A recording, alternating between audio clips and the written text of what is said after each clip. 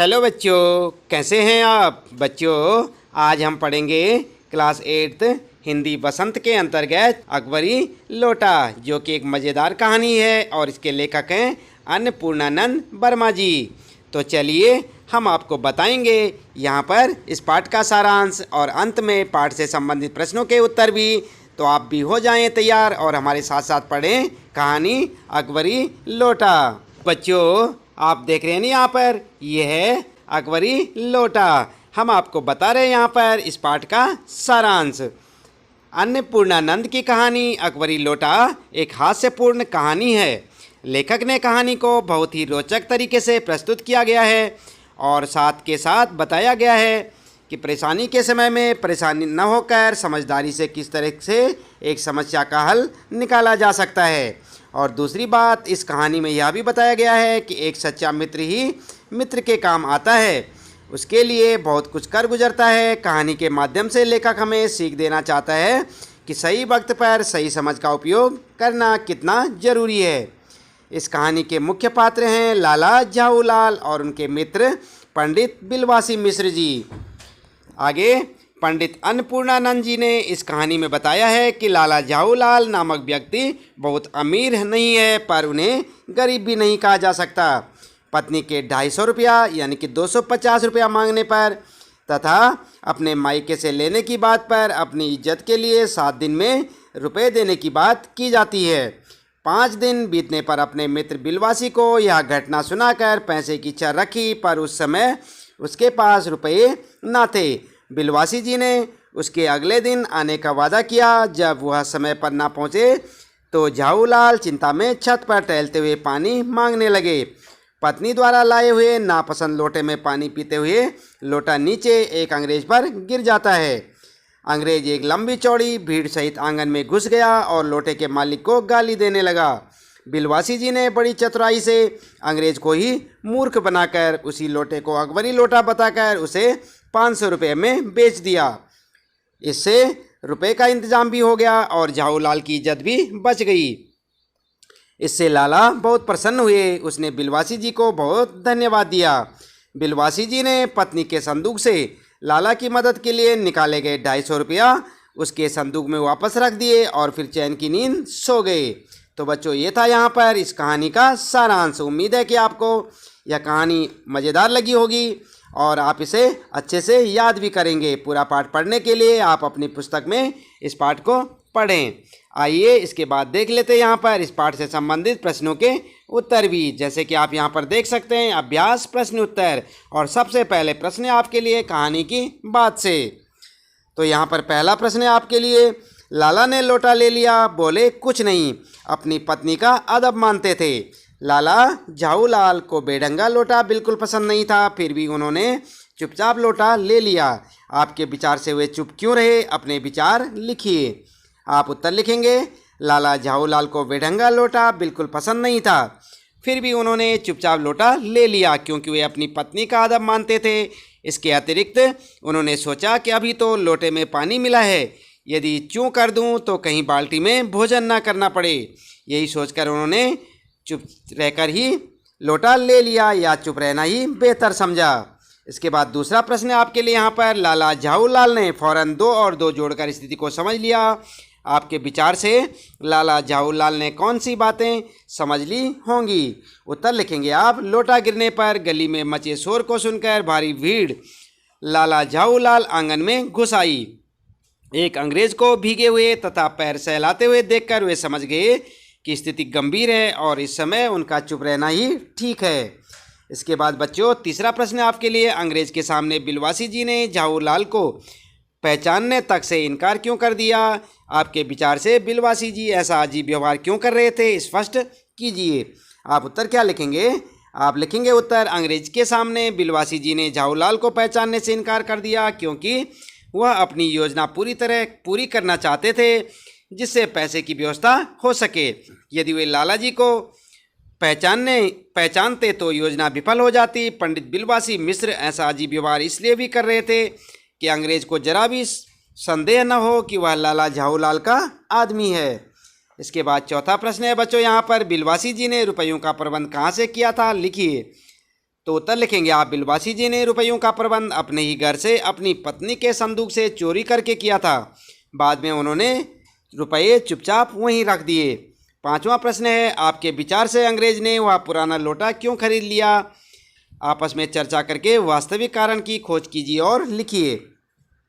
आप उत्तर लिखेंगे, अंग्रेज को पुरानी ऐतिहासिक चीज़ें इकट्ठा करने का शौक था। उसके एक मित्र ने 300 रुपये देकर एक जहांगीरी अंडा खरीदा था। उसे हीन यानी छोटा दिखाने के लिए अंग्रेज ने यह लोटा अकबरी लोटा समझकर 500 रुपये में खरीदा। इसके बाद बात करते हैं, यहाँ पर आपके लिए प्रश्न है अनुमान और कल्पना के। तो आप देख रहे हैं ना बच्चों, यहाँ पर ये हैं अनुमान और कल्पना के प्रश्न उत्तर आपके लिए। पहला प्रश्न है, इस भेद को मेरे सिवाय मेरा ईश्वर ही जानता है, आप उसी से पूछ लीजिए, मैं नहीं बताऊंगा। बिलवासी जी ने यह बात किससे और क्यों कही, लिखिए। तो आप उत्तर लिखेंगे, बिलवासी जी ने यह बात लाला झाऊ लाल से कही क्योंकि उसने ये पैसे अपनी पत्नी के संदूक से चुराए थे। इस रहस्य को वह झाऊ लाल के सामने खोलना नहीं चाहते थे। अगला प्रश्न आपके लिए, उस दिन रात्रि में बिलवासी जी को देर तक नींद नहीं आई। समस्या झाऊ लाल की थी और नींद बिलवासी जी की उड़ी तो क्यों, लिखिए। तो यहाँ पर आप उत्तर लिखेंगे, बिलवासी जी अपनी पत्नी के सो जाने की प्रतीक्षा कर रहे थे ताकि वे सोई पत्नी के गले सोने की वह सिगड़ी निकाल सके जिसमें एक ताली बंधी हुई थी। सिगड़ी का मतलब चाबी होता है बच्चों, आप ध्यान दें। वे ताला खोलकर पत्नी के रुपयों को उसके संदूक में वैसे ही चुपचाप रख देना चाहते थे जैसे वे निकाले गए थे। यह समस्या झाऊ लाल की नहीं, बिलवासी जी की थी। और तीसरा प्रश्न आपके लिए यहाँ पर, लेकिन मुझे इसी ज़िंदगी में चाहिए, अजी इसी सप्ताह में ले लेना। सप्ताह से आपका तात्पर्य 7 दिन से है और 7 वर्ष से। सप्ताह से आपका तात्पर्य 7 दिन से है या 7 वर्ष से? झाऊ लाल और उनकी पत्नी के बीच की इस बातचीत से क्या पता चलता है, लिखिए। आप उत्तर लिखेंगे, यहाँ झाऊ लाल और उनकी पत्नी की बातचीत से ऐसा लगता है कि पत्नी को अपने पति झाऊ लाल के वादे पर भरोसा नहीं था। इस तरह की बातचीत का कारण यह भी हो सकता है कि उनकी पत्नी उन्हें उकसाकर उनसे रुपए लेना चाहती थी। उनकी पत्नी ने पहले भी कुछ मांगा होगा परंतु उन्होंने हाँ करने के बाद भी लाकर नहीं दिया होगा। इसके बाद बच्चों अगले प्रश्न है यहाँ पर, क्या होता यदि। तो यहाँ पर जो आपके प्रश्न हैं यहाँ पर आप उत्तर यहाँ पर देखें। क्वेश्चन पहला है, अंग्रेज लोटा ना खरीदता तो क्या होता। पहला प्रश्न देख रहे हैं ना आप, अंग्रेज लोटा ना खरीदता तो क्या होता। तो उत्तर लिखेंगे आप, यदि अंग्रेज लोटा नहीं खरीदता तो बिलवासी जी को अपनी पत्नी से चुराए गए रुपये लाला झाऊ लाल को देना पड़ता, अन्यथा झाऊ लाल अपनी पत्नी को पैसे नहीं दे पाते। तो यहाँ पर आप ध्यान दें बच्चों, यहाँ पर जो है 2 बार पत्नी पत्नी लिखा है, आप एक बार लिखेंगे अपनी पत्नी को पैसे नहीं दे पाते। इसके बाद दूसरा प्रश्न है, यदि अंग्रेज पुलिस को बुला लेता तो क्या होता। तो आप उत्तर लिखेंगे, यदि अंग्रेज पुलिस को बुला लेता तो संभवतः लाला झाऊ लाल को गिरफ्तार कर लिया जाता या उन्हें जुर्माना देना पड़ता। दोनों ही परिस्थितियों में लाला झाऊ लाल अपनी पत्नी को दिया हुआ वचन निभाने में असमर्थ होते। और तीसरा प्रश्न है, जब बिलवासी अपनी पत्नी के गले से चाबी निकाल रहे थे तभी उनकी पत्नी जाग जाती तो क्या होता। आप उत्तर लिखेंगे, गले से चाबी निकालते समय यदि बिलवासी जी की पत्नी जाग जाती तो अपनी पत्नी के समक्ष उन्हें शर्मिंदा होना पड़ता, चोरी का इल्ज़ाम भी बिलवासी जी को सहना पड़ता। इस प्रकार से आप उत्तर लिख सकते हैं। बात करते हैं यहाँ पर भाषा की बात, जो कि आपके लिए प्रश्न दिए हुए हैं यहाँ पर भाषा की बात से। पहला प्रश्न है, इस कहानी में लेखक ने जगह जगह पर सीधी सी बात कहने के बजाय रोचक मुहावरों, उदाहरणों आदि के द्वारा कहकर अपनी बात को और अधिक मज़ेदार, रोचक बना दिया है। कहानी से वह वाक्य चुनकर लिखिए जो आपको सबसे अधिक मज़ेदार लगे। तो आप उत्तर लिखेंगे, अब तक बिलवासी जी को वे अपनी आँखों से खा चुके होते।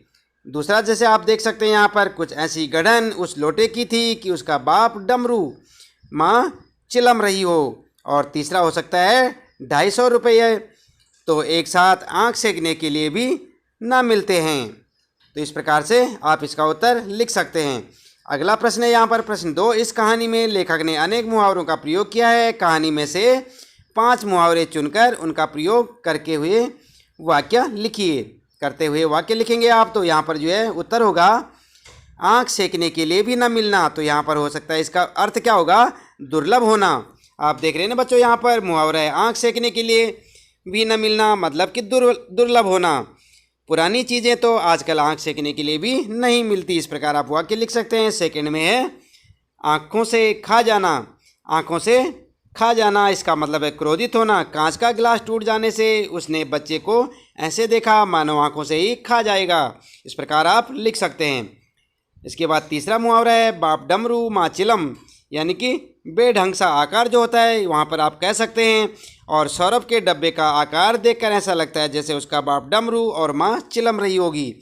इसी प्रकार से अगला मुहावरा आपके लिए डींगे सुनना, झूठ मूठ की तारीफ सुनना, अपनी बहादुरी की इतनी डींगे मत सुनाओ।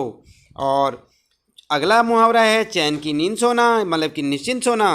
वाक्य बनेगा परीक्षा के बाद मैं चैन की नींद सोया हूँ। इस प्रकार से आप लिख सकते हैं। तो बच्चों, ये थे यहाँ पर इस पाठ से संबंधित प्रश्नों के उत्तर। इससे पहले हमने आपको बताया पाठ का सारांश।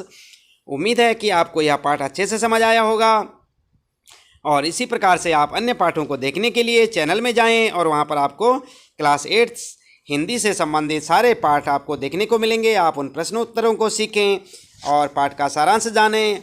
पूरे पाठों को आप अच्छे से याद करें ताकि आपको परीक्षा के समय कोई परेशानी का सामना ना करना पड़े।